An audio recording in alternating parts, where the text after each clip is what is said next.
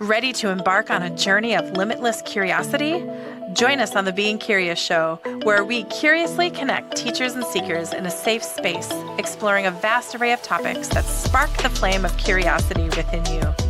We've created a community for thoughtful discussions where teachers share their wisdom and seekers explore the depths of their curiosity. It's a space where diverse perspectives come together, fostering connection and understanding.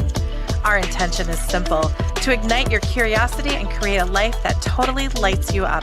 Every conversation is a journey, a chance to explore, learn, and embrace the magic that life has to offer. Connect with the Being Curious Show on all major podcast platforms at the Edge Network, and follow us on Facebook and Instagram at the Being Curious Show. Hey everybody, Kelly Wagner, publisher, Edge Magazine. New angle for the camera. What do you think? Hey, on today's Being Curious Show, we're going to explore the spaces where curiosity meets truth, where we're willing to ask the deeper questions, the ones that don't always have easy answers, but open powerful doors. Today's conversation invites us to radical reimagination of the democracy and what democracy could be. Not as something driven by power, noise, or reaction, but as a living, breathing practice rooted in mindfulness, awareness, and shared responsibility. Because what if the strength of democracy isn't measured by who wins, but how we show up for one another, how we listen, how we respond, how we stay present, even when it's uncomfortable.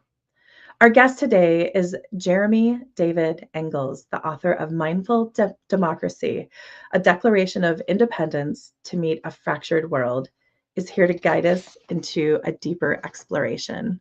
Today's conversation is about consciousness. It's about healing, about what becomes possible when we choose presence over polarization and curiosity over certainty. So I invite you, as you listen today, to soften, to open, to be curious about your own world and your own role in this world that we're creating together. Because maybe, just maybe, the future of democracy begins right here with us. Welcome to the show, Jeremy. Thanks for having me. Hello, beautiful people. Thanks for being here. So, you wrote a book. You've written 6 books. That is amazing. Like, Thanks. That's a labor of love, man. Like, that's like to do that. I work with enough publishers and publicists that right? Like it's a labor of love. And first off, I want to ask, let's talk about, I want to talk about the book and your curiosity, but tell us a little bit about yourself, because you do a lot and you bring a lot to the world, and you didn't just plop in as an author and a yogi and a professor and an author of 6 books. So tell us a little bit about yourself. Sure. So I grew up in the Midwest. I grew up, I'm a Kansan. It's always funny at the beginning of the semester with my students, I'll play the where do you think I'm from game? And I've never once had a student guess Kansas, actually. Yeah. I think that a lot of them don't realize that's actually a state. But but yeah, I grew up in a town called Wichita, which is in the southeast part of Kansas. It's a medium-sized city. I'm a Midwestern girl. I know about Wichita. I know about Kansas. I actually know where it is on the map. Right on. Very cool. And growing up during the I was born right at the end of 1979, and so I grew up during the 80s, but I feel like I really became aware more of the world during the 90s. And I was simultaneously struck in the place that I grew up by the way that people come together to help each other almost unconsciously after really bad things happen. There was a terrible flood at one point when I was growing up, and I remember, neighbors and friends going to my aunt and uncle's house and, helping them to move things up higher and make sure the animals were, safe. I remember a really bad tornado that struck one of our suburbs as well, and just seeing the way that the community came together to care. that contrasted by just horrible acts of violence that I saw growing up as well. Wichita was kind of the home of a lot of anti-abortion protests, and some of those became incredibly violent, including, the shooting of an abortion provider in church. And that got me thinking about these two sides of the human experience, the way that we have the potential for love and compassion and connection, but at the same time, we have the potential for doing really horrific things. And so I wanted to explore, alternatives to the kinds of things that I was learning in school, the kinds of things I was learning in the media, just to see if there were ways that we could better tap into the parts, the good parts of ourselves, the better angels of our spirits. And that led me to begin studying meditation. And for a long time, I didn't. Honestly, as a teenager, I had absolutely no idea what I was doing whatsoever. And it was only later that I found some really great teachers who helped me quite a bit. So how did you And start? Because I yeah, have yeah, meditation for me. I have monkey brain, and I mean, I sure. think I did yoga. It was the 11th time that I found my mat that I finally was like, I'm on my mat. I'm not just here in class Yeah. doing poses. I'm flipping on my mat. So how as a teenager do you start this practice? I One summer, I had an amazing teacher in high school. We all have that teacher at some point in our lives who really, tells us that what we think and what we believe matters and that we can make a difference. Uh, and one summer, I went to every place of worship and practice in my hometown that I could visit. Pentecostal church, Catholic church, Zendo, and I started sitting and walking with some of the monks that were in my hometown, and my mom freaked out. Oh, I bet she Um, did.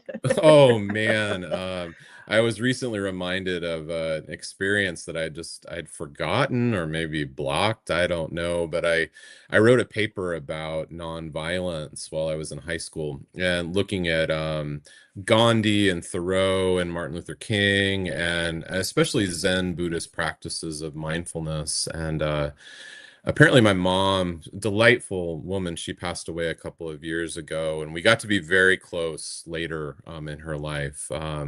But she apparently freaked out about this paper because she thought it was sacrilegious and went to my teacher and like knocked on his door and said, "What are you teaching him?" Right. Uh, but I remember having a conversation with my mom, kind of needling her a little bit, saying, "I'm going to shave my head and move to India and join a monastery." And later on, my mom told me, she's like, "You thought you were joking, but I don't think you were that far off from actually doing that." And she might have been right, Right. because there was something about meditation, about being able to touch this place of peace that is within all of us that, I found really alluring and enchanting. And so for a long time, that was kind of a separate part of my life from my academic work. So I got my PhD in rhetoric, which is the study of the power of words and language to build worlds and to tear them apart. It's such a great field of study, and rhetoric is really closely associated with democracy. You can't have democracy unless people know how language works and know how to use it and also know how to listen. And so for a long time, I was studying democracy and writing books about the history of democracy. And then on the side, I was meditating and began practicing yoga really seriously. And became a yoga teacher, went to India for a few months and studied there. And Did you shave your head and do the thing that you told your okay, just checking. I never Okay. did. Okay. Okay. Yeah, I mean, I still keep the You have bedhead great hair, going. man. I Yeah, love your thank you. hair. Like it's awesome. It's got like its own have you like it almost needs like its own name. It's just like it has its It's got own its own identity. ecosystem, kind Yeah, of. it's Yeah. totally amazing. Okay, I'm My sorry. I students wanted to let you sometimes know. Yeah, they call me the bedheaded professor yoga prof, which is sweet, when they're being nice. So, but it was, you know, we several of us here in this town that I live in, my wife included, we opened up a yoga studio 10 years ago, and called Yoga Lab, and it's been just delightful bringing people together. And I really love teaching. But it was 2018, I had the chance to go on a pilgrimage to India and to Nepal to walk in the footsteps of the Buddha. And so we got to see, where the Buddha was born and where he died and where he was enlightened. We got to sit under the Bodhi tree that he sat under and Wow. meditate for 2 days. We got to sit in the place where we think he gave the Four Noble Truths lecture for the first time. We got to climb this mountain called Vulture Peak and watch the sun set over the hills and chant the Heart Sutra with monks while that was happening. And it was amazing. And it was on that trip. Um, and honestly, I remember this specific moment. We were in northern India at a place called Nalanda University, which is the oldest university in the world. It was a Buddhist university, and it went extinct basically, maybe 12 or 1300 years ago. So it's just ruins now. But some of the stories from Nalanda that you can read in the ancient Buddhist sutras talk about how the monks would walk around and they would study and they would know when it was time to come in for dinner, because all of the crows that were in the trees would almost at once like take off and then fly somewhere else. And so I'm sitting there at dusk with friends and my wife and really wonderful teachers, and the crows get up and they take off, and it was like, I don't know, it was like I was there, but it was also 2000 years ago, and there was this connection between me and these other scholars and this, and I came home from that trip and I said, these two sides of my life are no longer going to be separate. Right. My spiritual practice, my yoga, my mindfulness, are going to come into the classroom. They're going to be what I study. And so it ended up, what, 8 years later or so, I have this new book about mindfulness and democracy. And it's been a ride. It's been a lot of fun. Oh my gosh, yes. Well, we could go Hmm. so many different places with that. So, my first question to you was, what is it's interesting now you're showing me like these pictures. It's like mindfulness is over here. The Yeah. current state of democracy is over here, but they're like lanes on the highway. And they're they're but what's interesting, what I'm being shown right now is the current state. It's over here, and mindfulness is here, and democracy is here, and there's a lane in the middle. Yet what I feel, my perception of your book and what your is like, not only can they walk hand in hand, we need to bring them together, but then they can coexist together and meld together in this beautiful way. But it's going to take some reprogramming, and it's going to take some open discussion. And it's, how we're told in social situations, don't talk about politics, don't talk about religion, don't Yeah. talk about money, don't, but that's very American. That's the people in other societies and in other cultures, they come to a table and they share space and they share food and Hmm. they break bread and they Yeah. they they they come curious, and it's not about who's talking the loudest or who's right or wrong, but come educate me. Let's play, let's educate each other, because what you in your background, like, I've never been to India. I've never oh, I wanna sit with the crows, that sounds amazing. I bet you're like, "It's dinner time." Yeah. That's fantastic. So, Yeah. talk to me about this book, because this is your 6th book, and it has, is it 27 insights, Yeah. with it. So let's create an invitation for, hmm. the timeliness of this beautiful book and where we are in the world. And this is not, and I want to let everybody that's watching this live or anyone that's watching this is not a political discussion.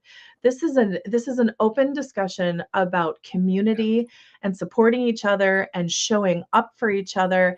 And it's interesting, I'm seeing the analogy that I say a lot is I have peanut butter, you have jelly, let's go find the bread. And there's something really simple about it, but it's really Yeah. beautiful when you think about it. And so tell me more about what started you. And now we're not going to talk about, what's going on in the world, but we could if you want to. But Yeah. what got you so to a point where you're like, I'm going to write this book and I'm going to come up with, how did you come up with the 27 insights? Yeah. Yeah. One of the really beautiful things, I think of meditation and mindfulness practice as offering us a number of gifts. And I think one of the greatest gifts of mindfulness practice is the ability to slow down, to look deeply, to see things clearly, and to realize that things could be other than they are. Mm, Um, a lot of times when situations are frustrating or painful, that's all we see, because pain and negativity have a way of drawing attention to themselves. But even in challenging, difficult situations, like the one that we're in collectively right now, there are always possibilities for transformation and change. We just have to learn how to see them. And I think one of the ways that we get to that place where we can see them is we gather together with other people and we talk, we learn, we're curious, we listen, we ask questions. And so I have become convinced that not only is the way that we define democracy today not the only way that we could define democracy, but that it also is a way that really like is soul sucking. It just kind of sucks the life out of us. This sense that politics is a war, winner take all. There's always a winner and a loser. And I think that's a lot of the reason that people don't want to talk about politics is because it becomes a competition, you know. mm. So what would happen if we set that aside and we said, actually, democracy is a practice. It's something that we do together, and we do it not to win or to lose. We do it to care for ourselves, to care for each other, and to care for the life that we share. Because this miraculous miracle life that we have needs a lot of care. Um, there are there's pain in life. Some of it's inevitable, some of it's not. And so I wanted to write a book that would inspire people to look at the world differently, to move beyond that war, that battle, that competition, and instead to return to this place that I feel like is deeply human, this place of wanting to care, of wanting to love, of being compassionate. And so, um, there are a lot of fun things about this book that I loved writing this book. It was so fun. I mean, I I love can see you writing. mapping it out, and I can Yeah. see you in the ideation and the creation Mhm. process. It's so fun. And but this is the 250th anniversary of the signing of the Declaration of Independence. So that was 1776, 250 years ago. And I thought it would be fun.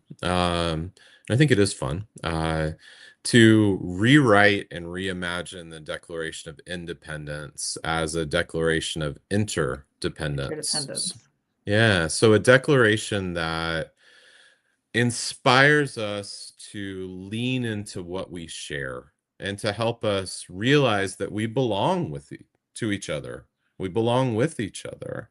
Um, and So I kept the same word count as the original declaration. I kept the same structure just because I thought that would be fun. There were 5 parts.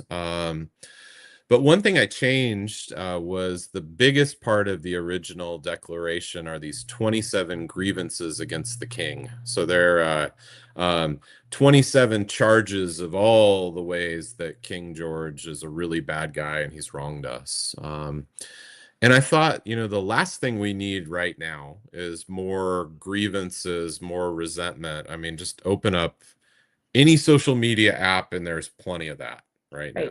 now.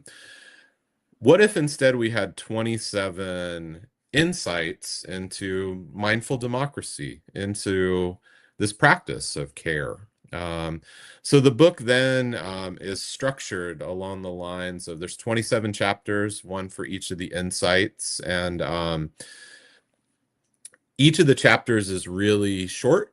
And it's meant to be, read, over the course of 5 or 10 minutes or so.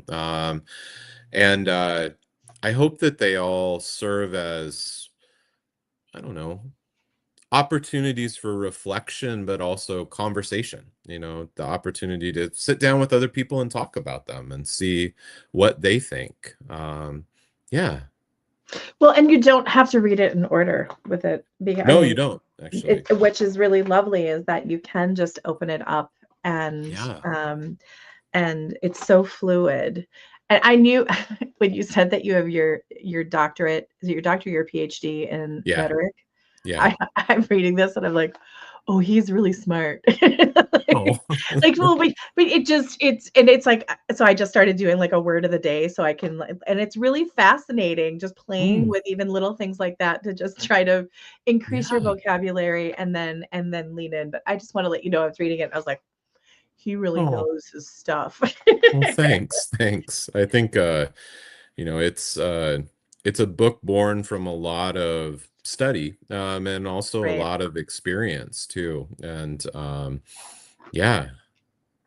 Well, and the font that you use in all the titles seems like it's from the Declaration of Independence. So Yeah, that was that was the fun. idea. It's fun, yeah. And I was so fortunate with this book to work with it's a press called Parallax Press, and it's a nonprofit independent press. But it was founded 40 years ago, actually. This year it's their anniversary. And it was founded by the Zen master Thich Nhat Hanh, who was an amazing teacher, and he really helped to bring mindfulness and meditation to the West. He was a Vietnamese man and lived in France for a long time, and they could not have been better to work with at the press. I mean, it was just for an author, it was a dream come true. Oh my God. We would start our editorial meetings with like a 3-minute meditation. Who does that? It's wonderful. It's so great.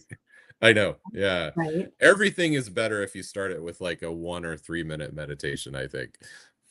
Oh, I totally get. Well, so I was leading a co-leading a retreat in Mount Uh-huh. Shasta, California last summer. Oh, And wonderful. we were down at the headwaters gathering water. And I had this little, we saw the Tibetan prayer flags over Yeah. in a different, in one of the little buildings. And the Yeah. curious girl that I am, I'm like, Hmm. what's going on over there? So I walk over there and I because we're in here, I wasn't preparing to interject this into the conversation. There was a monk that was just extremely well known, very, very powerful, and he was doing one of the Oh, sand sculptures that sure. they do, and then at the end of the week, they do their, like, mini residency, and then it goes into the water. Hmm. He and then so he had that set up, and then he just there was just chairs around where people could just sit there and share space and meditate, Oh, and it was the energy was where I'm rambling on is the energy yeah. the minute you walked into the room was just sacred. It was Yeah. Beautiful. powerful, it was beautiful, and Hmm. one of my the beautiful attendees walked up and the monk was invited her to be a part of the sand sculpture. He's like, you're Wow. ready and you can do this. So I mean that was Mm, fascinating. And then I yeah. just remember going over to him and he just the way he looked at me and the way his presence. So if, it Mhm. was just amazing. And that actually made me intrigued to watch the Walk for Peace that Yes. they just had. That was just, is it Annika or Anoka, the prayer dog? Like, oh my gosh, it just got caught. Like, Amazing. I can see you working with like-minded people to bring this book to life. Would Yeah. just be heaven on earth. Yeah. Yeah, I hope so. And there I've been able to connect with just a lot of wonderful people who care deeply, and I think that we will be able to do some really good things in the future. And I love that you mentioned the Walk for Peace. I mean, how wonderful was that? Oh, just and they're doing another one right now in Sri Lanka. Uh, Really? yep, yeah, the same group of monks, and I think I think it was amazing to see the outpouring of interest in that, which to me symbolizes that people are desperately craving something different right now, something affirmative. They want to see people lead with love and compassion and patience. And um, so I found it so inspirational. I felt the energy, Yeah. and then my curiosity is like, what kind of shoes are they wearing? I can't believe he's going barefoot. Like, right? There was like all, and then it was In a blizzard. in a blizzard, right? Yeah. And then, but what I also found fascinating was and I forget his name, but that lead that led everybody, Yeah. monk, the sash he had on had all of these police officer badges, Yeah. and I'm sure that got heavy. Oh, yeah. I'm sure too. Like physically and probably metaphysically, right? Right? Heavy. Yeah, Like, yeah. it was fa and then the dog had to have surgery halfway through, so Hmm. they took, but it was um, every stop was getting red light therapy and Hmm. massages, and, like, and I think he only got lost once, like, he just left. He just kinda wandered off, As dogs do. as dogs do, but, like, but what was Yeah, amazing is they started every day with their meditation, yeah. and you could just see the dog fe like, the dog is a monk, by the way, just choosing to Oh, be yeah. a dog in this life, like, the way he holds energy was just, but he just sat there and he was like, "Mm." It was so beautiful. It was so beautiful. Yeah. Yeah, that's a bodhisattva dog for sure. Absolutely. Yeah. Well, And it's amazing how when a group of people who are committed and dedicated to the practice of peace, yeah, and being present, like how it changes the energy of a space. And it does. I think we've all been in spaces that are like what you said, they're sacred, right? And they're sacred because people have made them sacred through their practice. And I want more spaces like that in the world. yeah. Oh, yeah. Yeah. It was interesting, I was married in Maui on a cliff, and my Wow. it was awesome, by the way. My mother-in-law's like, "You can't I get bet. married. Like, you can't get married outside. Like, you can't get married there." And I looked at her and I was like, "I don't need a church, and we're doing Hmm. this." So we were married on a cliff by a shaman before I even knew what a shaman was, right? Sure. And we had a double rainbow, and there was the chanting and calls to aloha, and then it started to rain afterwards, and like Wow. it just Hmm. felt so amazing and sacred, and much more. I mean, churches are great, synagogues are great, everything's Yeah. great, but I got to do it on a cliff in Maui, and it just was Wow. amazing. Isn't That's fantastic. that fun? Yeah, Right? I've been to absolutely. great weddings, but I just can't, I giggle at the end of them, and I'm like, "Mine was better." But it's not better, but mine just felt little, that's the little girl in me, right? Mm, One of the questions that I wanted to ask you is really, that because it is a practice. It is yeah, it's a cadence, it's a rhythm. yeah. What are we, your perception, what are we unconsciously practicing every day that is actually weakening democracy? Hmm.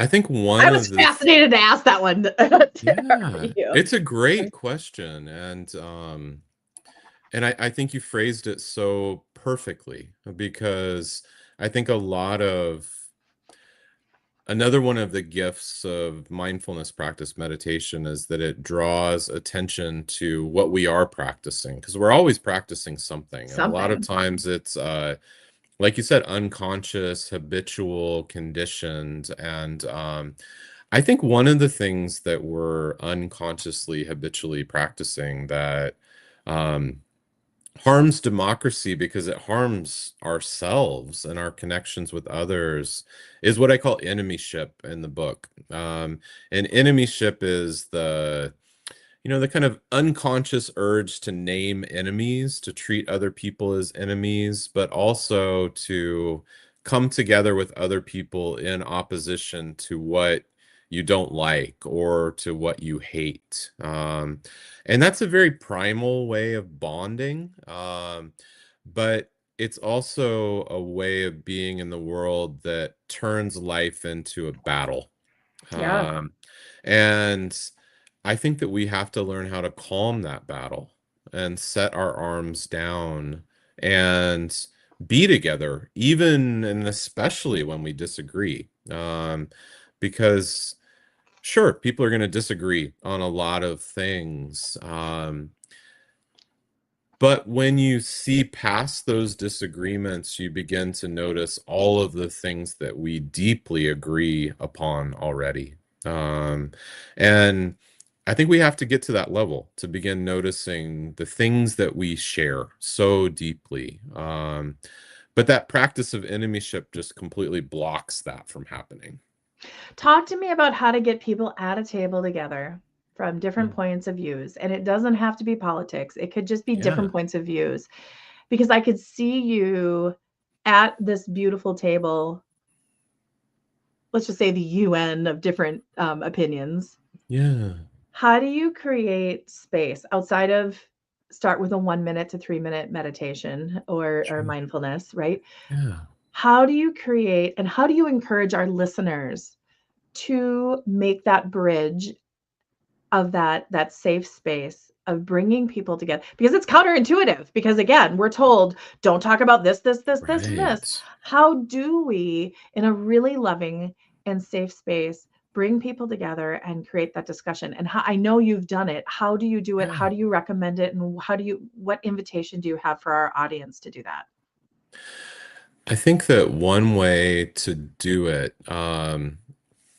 is to come together around things that you're mutually interested in and that you mutually care about, um, rather than trying to come together like around differences. And so, you know, I love trees. I mean, a lot of people love trees, right? I think if I was, a Hogwarts character in like the Harry Potter books, my Patronus would have been a tree Right. rather than an animal. And part of it was growing up with asthma. I grew up with really severe asthma, and so I'm always very in tune with my breath. And trees are giant air purifiers. Uh, Trees are amazing. And I raise bonsai trees too, and that's I know one of my favorite hobbies if you come together with people because you're a group of people who care about trees, you have something in common,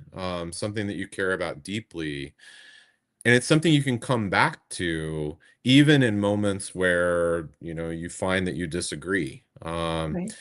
You know, I don't eat meat. Someone else might eat meat or be a hunter, but we both love trees and we love nature and we care deeply about that. So we have this shared commitment that we can come together to repeatedly.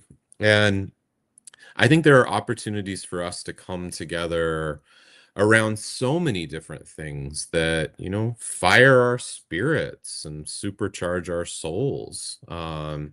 And we need to do more of that, I think. And then we can begin to work out in those moments, like how to talk about other things beyond the trees. You know, the forest is drying up. Well, we should probably talk about why that's happening, and we might really disagree about some of the forces. But we can come back to this thing that we share. We can be curious, we can ask questions, realizing that, you know, fundamentally, even in spite of all the things that we disagree about, we are caring, loving human beings. Yeah, Yeah. I love that. I was going to ask you another question, but I'm going to save it. What is your top three Hmm. insights of the book? Because I have my Oh my favorite. gosh. I Ooh, know. what's your favorite? Number 22, deliberation is the cornerstone of democracy. And while you're picking your next two, I'm going to read a little bit that I highlighted that I love about this. When Okay. practicing democracy, deliberation precedes action. Most of us never learned how to deliberate. That's okay. We can learn now. So you're like, okay, let's dive in. Yeah. So what people what do people committed to democracy actually do? And I love this. We build beloved communities. We care for each other. We think deeply. We practice mindful deliberation. We make wise decisions. And then we act skillfully to relieve the suffering of the world. There is something empowering about being asked to deliberate and to participate in making decisions that affect us, especially when we are constantly confronted with conversations that don't matter at all. I really love this. We are bombarded with information and conversations that don't matter at all. It's true that it's impossible to control the future. Fair. Nevertheless, a decision reached by deliberation and that has the collective buy in of the community is more likely to be wise than the decision of a tyrant acting by whim and fear. Fiat. Like, I love that. That just Mm. like, I was like, okay, close the book. Think about that. And you give a lot of those beautiful gifts. Like, you give a lot Yeah. of those beautiful gifts. Okay, that's why. And deliberation, as we shared in the pre-interview, was a Yeah. really powerful structure of when my kids went to a charter school. That was the middle school areas was all focused on deliberation and really being able to question and ask why, but do it in a thoughtful way and in a Yeah. mindful way rather than just like, I don't agree, but just like, okay, tell me more. I love when I'm in any situation to just go, I pause, I take a breath, and I'm like, tell me more. And that gets people to just absolutely open up. So, I love number it. 22, deliberation is mine. Okay. Yeah. Um, I think my favorites are probably 19 through 22, Okay. actually. And so the book is structured in three parts. The first part is really about developing our personal practice, a practice that opens us up to other people, to the world, to realizing our interconnectedness. The second part of the book is about building community. So how do we actually do that? And what makes a good community versus a community that might be toxic? How do we build beloved communities? And then the third part of the book is, all right, we've done our personal practice. We're on, a firm foundation there. We've built a strong, vibrant, inclusive community. Now what do we do? How do we act as a community to make the world better? And so insight 19 is there is no way to democracy. Democracy is the way. And Mm, this is actually some of my favorite writing that I've ever done was this one. This one and the one that you like, 22, I think. And Thich Nhat Hanh used to say there is no way to peace, peace is the way. So if you want to have a more peaceful world, you can't fight a war to get to that place because then the means undermine the ends. And this insight is really inviting people to embody the ethos of democracy in all of their interactions, treating others with respect and dignity, listening, pausing, asking questions, being curious, leading with love. Um, the next one is mindful citizens care. We do not acquiesce to injustice or bow to the status quo. Um, One really common misperception about meditation is that it means just accepting everything as it is and not doing anything about it. And that is a misperception. Meditation is about seeing things clearly and accepting that, yes, what is happening, but it doesn't mean that we have to like it. Right. And we can work to change it so that it doesn't happen again. And I think that's a really important insight for all of us who are on the spiritual path. Um, I don't think things are just going to magically right themselves. I think that things will be righted by us. Um, Democracy is about winning hearts, not wars. Mm. We're appealing to people's hearts. And then, like you said, deliberation is the cornerstone of democracy. This is where I really see the fruits of this practice. Whenever I invite people to have a deliberation or do a deliberation with my students, if we've built this strong foundation of mindful democracy, that deliberation goes so much better every time. And then deliberation might be about making a decision, the best decision we can under the circumstances. But it's not just about that. The deliberation actually strengthens our bonds as human beings and members of the community. Yeah, so thank you for asking about that. Those are some of my favorites. And then I think my other favorite moments in the book are some of the poems that I wrote. There's several poems in the book too. Um, yeah. I just saw the word listening over your head, and so many people want to be heard, but they don't want to listen, Yeah. right? Yeah. Yeah. Listening's a practice. It's Um, hard. It's like, it well, is. Yeah. I grew up in a family from the south side of Chicago, and it was Uh-huh. everyone was in the room and they were yelling and screaming, and but no one Yeah. was listening. And Yeah. then I worked for my father for 17 years, who could sell ice to an Eskimo, and he Okay. was a mad scientist, engineer, right? Mm. So we would be in presentations, and we had clients like the Mayo Clinic and John Hopkins, and like we were a design shop, and he'd sit in Cool. front of these this round table of people, and it was the heads of the departments. And I would always ask, could we please have some of the workers that are actually dealing with our equipment? So we made Yeah. DME equipment, which is all the equipment in the hospitals that you don't think about. Okay.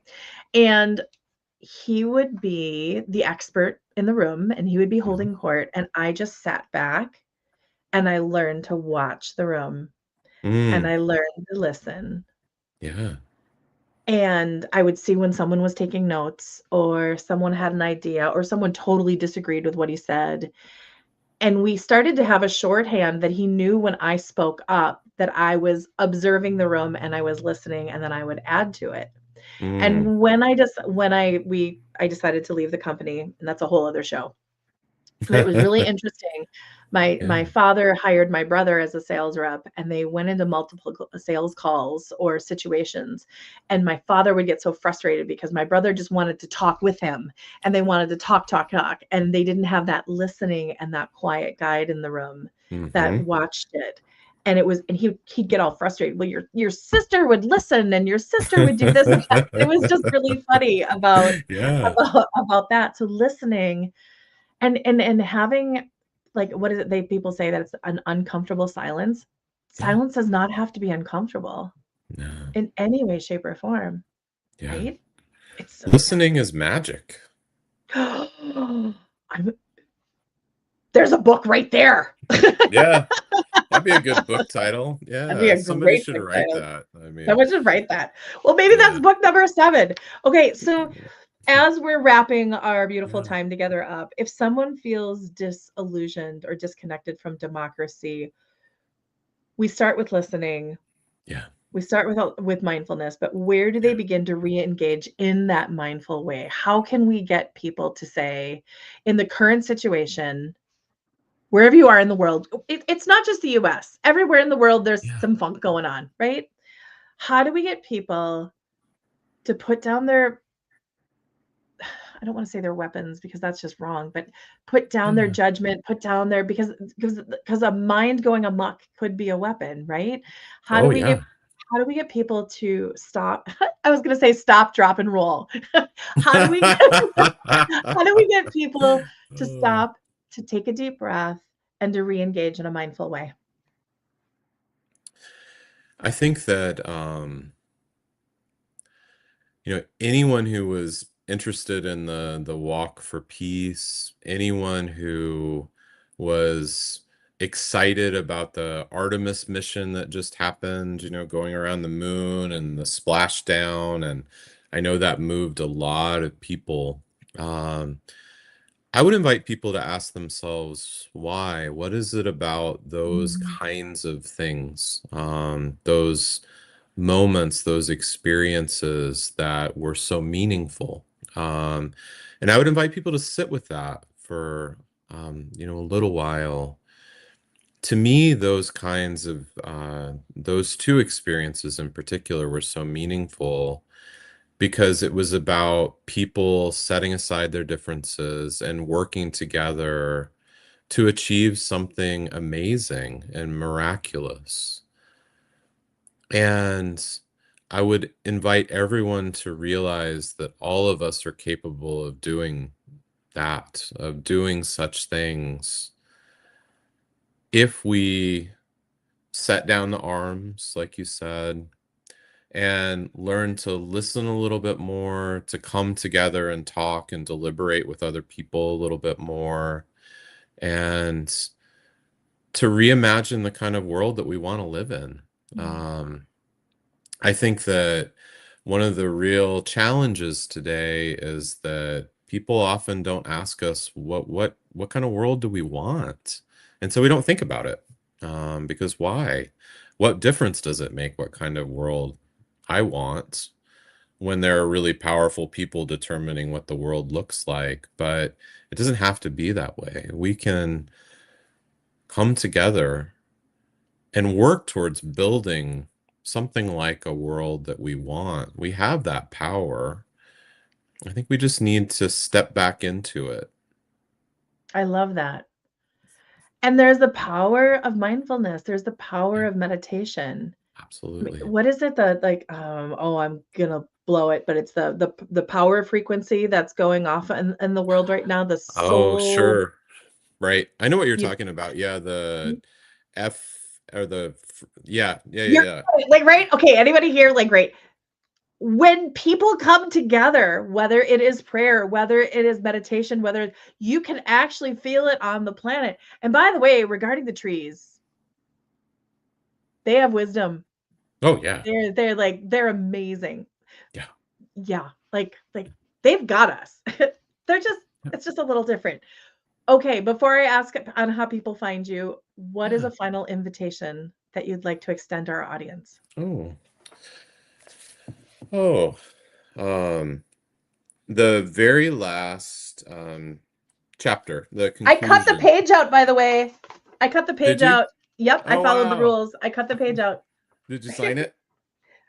No, not yet. Hold on, I'm gonna do it on air. Cool. Oh, Go very softly, go nice. bravely, and go together. I love it. Okay, Yeah. keep going. I cut you off. Yeah. I think the the end of the book has a meditation on hope, and then it ends with you know, I don't know that it's exactly a prayer. I don't know exactly what to call it, an invocation, an Yeah. invitation. And is it okay if I read I it? was about to say, would you please read it for us? Yeah, I would love to. So this is how the book ends. My friends, may your life be a gentle unfolding into goodness and gladness and gratefulness. May the bumpy road lead you to greater freedom, connection, and peace. May your words be bridges, not battlegrounds. May your breath remind you of the miracle it is to be alive in this body, in this moment, among these people. May your hands be instruments of care, your eyes tuned to wonder, your presence a balm to the weary. May you find the courage to speak when silence feeds injustice, and the humility to listen when wisdom is not your own. May you remember always that you are not alone, because you are not alone, that this life is shared, that this work is shared, and that together we are already the beginning of the world we long for. Go softly, go bravely, go together. Mhm. Our Mindful Democracy by my guest today, Jeremy David Engels. Thank you for being here. I really appreciate you. Oh, thank you for having me. What a wonderful conversation. This was fantastic. I hope we can do it Yeah. again soon. Me too. Take Yeah. take care. All right. Something new is unfolding at the Edge. The latest issue of Edge magazine is here, filled with voices that awaken your heart, expand your mind, and remind you that you are part of something much bigger. Explore conscious living, holistic wellness, energy healing, spirituality, and the art of awakening, all in one inspiring space. Awaken, discover, connect, and be curious. Print editions are now on the streets, and you can also read it online at edgemagazine.net. Welcome to the Edge. We have been waiting for you. You are right where you are supposed to be. Welcome home.